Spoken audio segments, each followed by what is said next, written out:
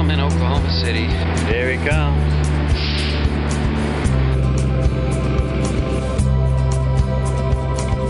$783.9 miles. So Billy's got food allergies, tongue's full of I'm recording Doug adjusting his junk.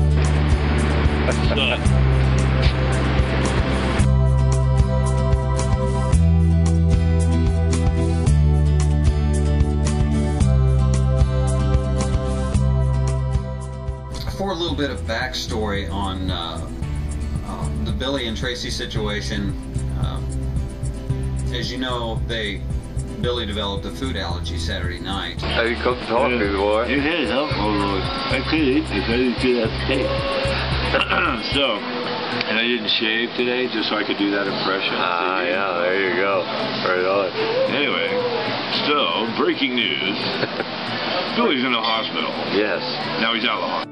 What I hadn't made public until now was that Gaijin had been in contact with Tracy from like Thursday. He had emailed Tracy and said, hey, he was going to come down and watch them eat the big steak, and so they were in touch.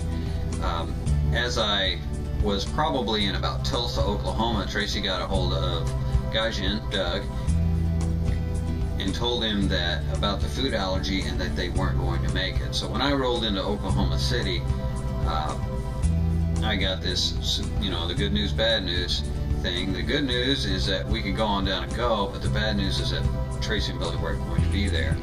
And as the evening progressed, Doug stayed in contact with Tracy, and over the next morning, there was kind of a tentative plan that Tracy and Billy would meet up or would take off from, I think they were in Tucumcari, New Mexico. Had a good night's sleep, cup of coffee, so a couple of relief. Right on. Ready to roll again this morning. And hopefully you'll be able to catch up on them when they go through town. And looking forward to that. And so we could kind of meet the boys there at Amarillo and escort them on into Oklahoma City to finish their journey out. Unfortunately, they are late sleepers as well. I guess I'm the only early bird motovlogger, travelogue guy out there, I guess, because Tracy called Doug or texted him at maybe 11 o'clock. We were already on the road, and so they kind of blew that plan out of the water as well.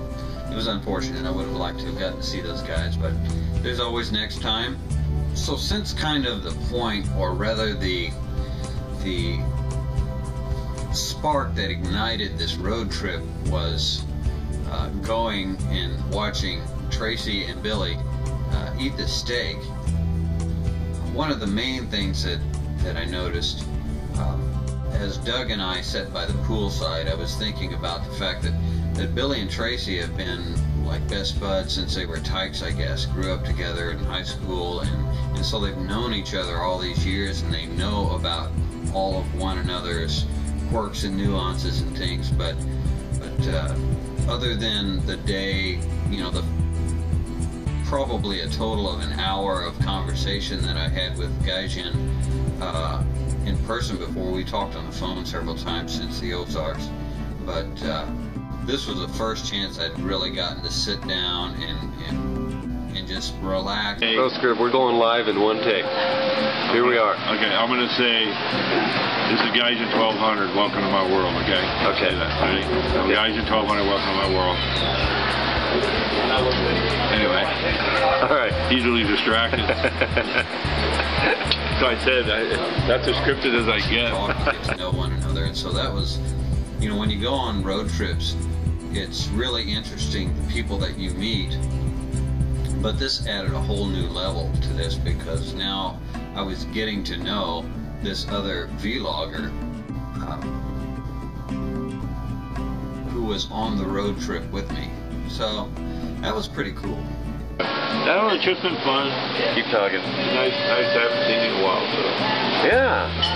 Well, that part of it was cool. Being able to hook up and be nice if everybody was here, but alright. Can't have it every time. But yeah, that 72-ounce table over there, boy, that sure looks like a little bit more than I've been able to do. 72-ounce cable, the winner's circle, and the loser's circle. So the next morning I'm up at 6 a.m. and messing with my camera, and I was outside talking to this dude. He was on an 87 Harley Electric Glide, had ridden it all the way from Ontario to there in Amarillo and wasn't done yet. He was going to Brownsville, Texas, just so he could stick the front tire of that old Electric Glide over into the Mexican border, just for that. And on top of that, he had a sidecar, and he had his wife and brother along with him. So 3 adults on this Harley traveling from Ontario to Mexico, and it was really cool just to be able to chat with that guy for a while. Doug finally rolled out of bed at like 9 o'clock in the morning, and we went over and got some breakfast once again at the Big Texan, and had a little interview time with Doug. So for all of you that want to know all of Guy Gent's intimate secrets, just watch this clip. Here's the real question. Why did you start motovlogging? Why? Yeah. Okay, well, let's see. The politically correct thing is, well, I fell in love with motovlogging after the experience of watching so many excellent vloggers put out the quality material that they do. That's the politically correct way to put it.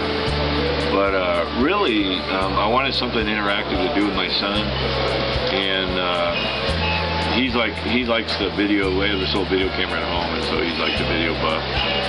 And I'm always on the bike, so when we saw that people were doing that, it actually turned a good idea for us. Good combination of things that we could do together. You know, his hobby, my hobby. At about 10:15, maybe 10:30, we got on the road. Seeing that we got a late start, and again, I didn't really make it a point to Doug that I wanted to try to do the 1536 iron butt ride. I didn't push that point, so he probably would have gotten up earlier had I insisted upon that. But we had a good time anyway, had a good breakfast. I'm kind of glad that we didn't, because other than accomplishing the mission at hand, it would have taken at least that really enjoyable part of the weekend out of the equation.